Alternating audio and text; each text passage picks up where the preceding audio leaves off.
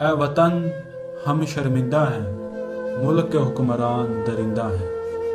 آج سے 5 سال پہلے جب نیوٹریشن کی فیلڈ میں نے سلیکٹ کی تو تب کہا جاتا تھا کہ سندھ کے علاقہ جات میں لوگ مر رہے ہیں، ادھر نیوٹریشن نہیں ہے۔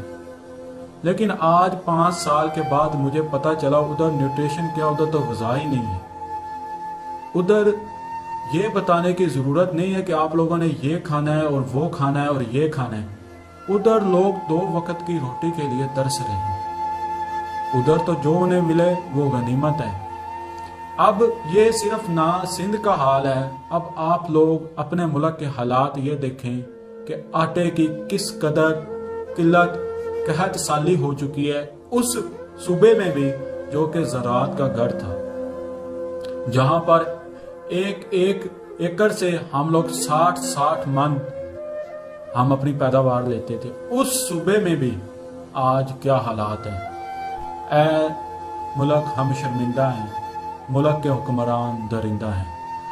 اگر آپ لوگوں نے دیکھا ہوگا کہ سب سے زیادہ کوفت تب ہوتی ہے جب آپ کی جیب میں پیسے ہیں اور آپ کو کوئی چیز نہ مل رہی ہو۔ اس سے بڑی تو کوفت ہے ہی نہیں۔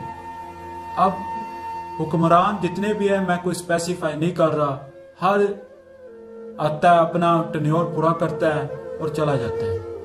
جب تک ایک سٹیبل حکومت پاکستان میں نہیں بنے گی، اب اس میں اپوزیشن ہو یا گورنمنٹ ہو، جب تک یہ اپنے مسائل سے نہیں نکلیں گے تب تک عوام کا کیسے سوچیں گے۔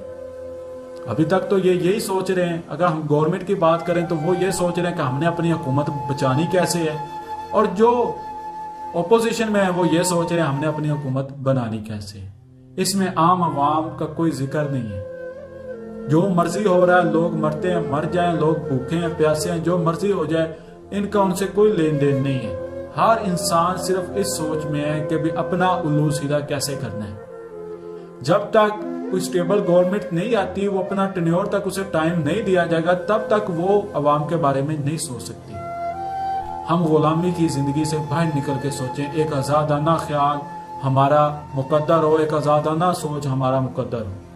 اے ملک ہم شرمندہ ہیں، یہاں کے حکمران درندہ ہیں۔ اللہ حافظ۔